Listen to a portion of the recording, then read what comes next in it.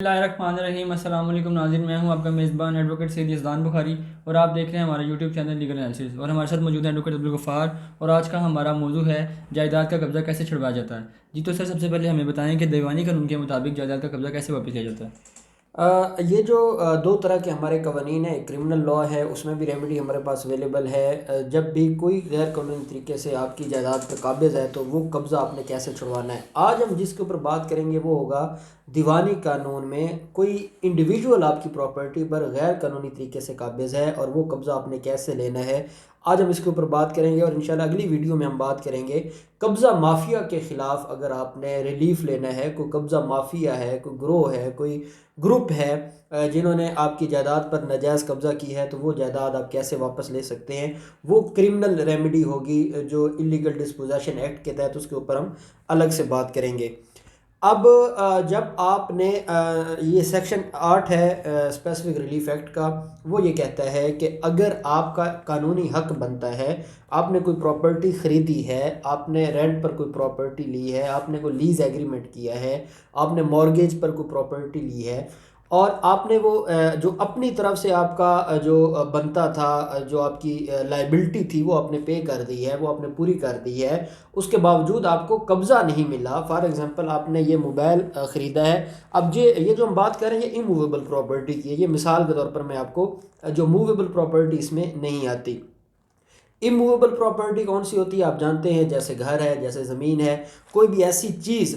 ये Pakistan penal code ने movable और इमूवेबल प्रॉपर्टी को जो है वो डिफ़ाइन किया है कि कोई ऐसी चीज़ जो ज़मीन के साथ जुड़ी है, जिसको आप अलग नहीं कर सकते, वो इमूवेबल प्रॉपर्टी आएगी, और जो एक जगह से दूसरी जगह जा सकती है वो मूवेबल प्रॉपर्टी में आएगा। हम बात कर रहे हैं जायदाद की, प्रॉपर्टी की, जो इमूवेबल प्रॉपर्टी है।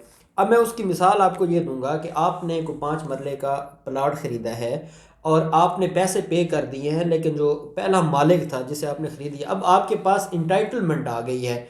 आप उस जायदाद के कानून के हिसाब से मालिक बन गए हैं, लेकिन आपको कब्ज़ा नहीं मिल रहा या उन्होंने आपको कब्ज़ा नहीं दिया। तो कानून कहता है कि आपने अगर कब्ज़ा लेना है तो उस कब्ज़े के लिए आपके पास रेमेडी ये है कि आप अदालत जाएंगे, आप सेक्शन 8 का दावा फाइल करेंगे, recovery of possession of immovable property under section 8 CPC, उसके सॉरी स्पेसिफिक रिलीफ एक्ट, इसके तहत आप दावा फाइल करेंगे और अदालत जो है वो दूसरी पार्टी को नोटिस करेगी। और फिर जब आप ये अदालत में साबित कर देंगे कि आप इंटाइटलमेंट आपके पास है, आपका टाइटल है, आपका हक है, आपका राइट है, और वो आपको कब्ज़ा नहीं दे रहे, तो आप वो कब्ज़ा वापस ले सकते हैं। ये कानून है। दूसरी तरफ ये तो हो गया कि आपने कोई प्रॉपर्टी ख़रीदी है, आपने रेंट पर प्रॉपर्टी ली है, और रेंट पर प्रॉपर्टी ली है, आपने उसको जो है वो दे दिए हैं, जो सिक्योरिटी थी वो भी पे कर दी है, आपने उसको पहले महीने का किराया भी दे दिया है, एग्रीमेंट हो गया है, आपने अपनी लाइबिलिटी पूरी कर दी है, लेकिन जो मालिक है वो आपको कब्ज़ा नहीं दे रहा। आपको कब्ज़ा नहीं दे रहा, 1 साल का आपका कॉन्ट्रैक्ट हो गया है और आप चाहते हैं कि आपको कब्ज़ा मिले, तो आप सेक्शन 8 के तहत जाएंगे और आप दरख्वास्त फाइल करेंगे, दावा फाइल करेंगे, और उसकी बुनियाद पर आपको वो रिलीफ मिलेगा। या आपने मॉर्गेज पर कोई प्रॉपर्टी ली है या आपने लीज़ पर कोई प्रॉपर्टी ली है। तो ये है हमारा जो दीवानी कानून है, जो हमारा सिविल लॉ है, वो हमें ये रेमेडी देता है कि अगर कोई शख्स, इसमें एक चीज़ ज़रूरी है कि आपके पास कानूनन हक हो कि वो कब्ज़ा आपके पास हो, और अगला आपका जो कानूनी हक है वो नहीं दे रहा, वो इनकारी है, तब आप सेक्शन 8 के तहत जो है वो जा सकते हैं रिलीफ लेने के लिए। जो अदालत है, दीवानी अदालत है, सिविल कोर्ट है, वहाँ दावा फाइल करेंगे और उसमें फिर नोटिस होंगे और दूसरी पार्टी को बुलाया जाएगा और अदालत फिर दोनों पार्टियों को सुनेगी और अदालत इस फैसले पर पहुंचेगी कि आया इसको कब्ज़ा मिलना चाहिए या नहीं मिलना चाहिए। अगर अदालत हुक्म जारी कर देती है कि कब्ज़ा मिलना चाहिए, अदालत डिक्री जारी कर देगी। डिक्री के ऊपर अगर दूसरी साइड जो होगी, जो जजमेंट डेटर होगा, वो अगर अमल दरामद नहीं करेगा, तो फिर अदालत अपना एक बैलफ भेजेगा और पुलिस की मदद से आपको वो कब्ज़ा दिलवाया जाएगा। तो ये दीवानी कानून में वो जगह जहाँ पर आपका राइट है लेकिन आपको मिला नहीं है कब्ज़े का, तो ऐसे आपको वो कब्ज़ा जो है वो वापस दिलवाया जाएगा। जी सर, मेरा दूसरा सवाल आपसे है, ये तो हो गया कब्ज़े की हद तक। अगर कोई आपकी प्रॉपर्टी को आपको गैर कानूनी तौर पर बेदखल कर दे تو اس کا قبضہ کیسے لیا جائے گا؟ ہاں، اب یہ آپ نے ڈفرینس جو ہے نا، ہمارے ہاں لوگ مکس کر دیتے ہیں چیزوں کو. یہ ڈفرینس آپ نے یاد رکھنا ہے کہ ایک پراپرٹی یہ ہے آپ کی پراپرٹی آپ نے خریدی ہے اور خریدنے کے بعد آپ کو یہ قبضہ ملا نہیں ہے تو آپ سیکشن 8 کے تحت دعویٰ کریں گے. اب کیا ہے کہ آپ نے کوئی پراپرٹی آپ کے قبضے میں ہے، چاہے وہ آپ مالک ہیں، چاہے آپ ٹیننٹ ہیں، چاہے آپ کے پاس آپ کسی بھی معاہدے کے ذریعے قانونی طور پر اس جگہ پر بیٹھے ہیں، اور آپ کو کوئی آئے اور اٹھا کے اس جگہ سے، اس گھر سے، اس پلاٹ سے باہر پھینک دے، آپ کو باہر نکال دے، تو ہم کہتے ہیں یہ ہے recovery of position of immediate. جو ریکوری آف پوزیشن ہے کہ فوراً عدالت کی یہ ذمہ داری ہے کہ آپ سیکشن 9 کے تحت، اگر آپ کا قبضہ حق ہے اور آپ کو نہیں ملا تو سیکشن 8 کا دعویٰ کریں گے. اگر آپ ایک جگہ پر قابض تھے اور کوئی آیا ہے اس نے غیر قانونی طریقے سے without due process of law آپ کا سامان اٹھا کے آپ کو گھر سے باہر نکال دیا ہے، تو قانون یہ کہتا ہے کہ آپ سیکشن 9 کے تحت جائیں گے اور وہ آپ کو امیجیٹ پوزیشن، عدالت فوراً حکم جاری کرے گی کہ آپ جب یہ عدالت کو بتائیں گے کہ جناب میں اس وقت یہاں پر میرا قبضہ تھا، اس نے غیر قانونی طریقے سے مجھے وہاں سے جو ہے وہ نکالا ہے، تو قانون یہ کہتا ہے کہ آپ کو امیجیٹ پوزیشن ملے گا. اب آپ نے دو چیزیں یاد رکھنی ہیں.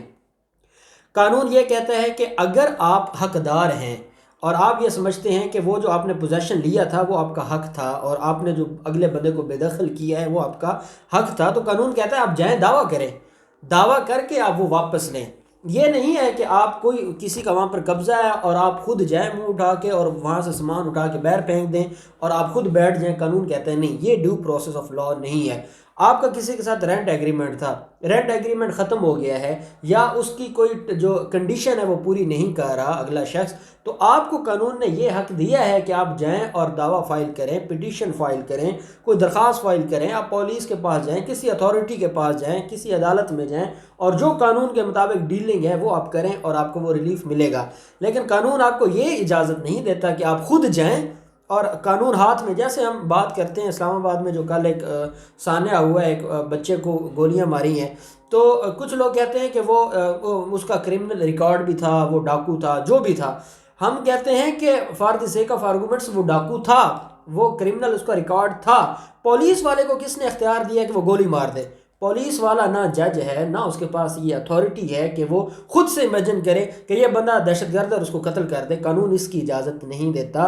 ہمیشہ ہمارا فنڈامنٹل رائٹ ہے آرٹیکل 10A، وہ کہتا ہے کہ فیئر ٹرائل کے ذریعے آپ کو، اگر آپ کے خلاف کارروائی بھی کرنی ہے تو پہلے آپ کو فیئر ٹرائل کا موقع دیا جائے گا اور اس کے بعد آپ کے خلاف کارروائی ہوگی.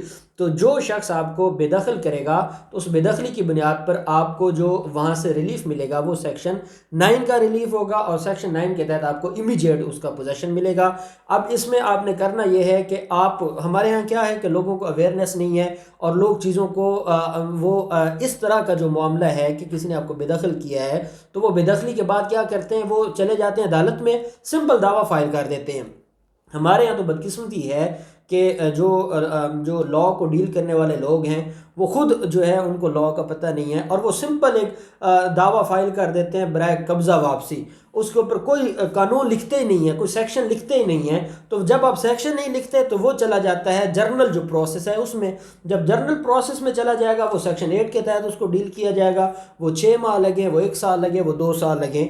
تو جب آپ اسپیسیفک ریلیف ایکٹ کا مطلب ہی یہ ہے کہ جو آپ کا حق بنتا ہے قانون آپ کو وہ اسپیسیفکلی دے گا، جو مانگیں گے وہ دے گے. اب آپ مانگیں گے نہیں یا آپ جو اس کا ریلیونٹ پروویژن آف لا ہے اس کے تحت آپ جا کے دعوی نہیں فائل کریں گے تو قانون آپ کو کبھی ریلیف نہیں دے گا. تو جب اس طرح کا معاملہ ہوگا تو جو ہمارے سننے والے ہیں ان کو پتہ ہونا چاہیے، اور یہ تو جنرل چیزیں ہیں جو ہمارے ہاں ڈیلی بیسس پر ہر بندے کی کوئی نہ کوئی پراپرٹی ہے اور اس میں کوئی نہ کوئی پھڈا ہو سکتا ہے، کوئی اللیگلی اس پر قبضہ کرنے کی کوشش کر سکتا ہے. تو آپ نے یاد رکھنا ہے کہ اگر آپ کا قانونی حق ہے اور کوئی آپ کو قبضہ نہیں دے رہا تو آپ سیکشن 8 کے تحت جائیں گے اور دعویٰ فائل کریں گے.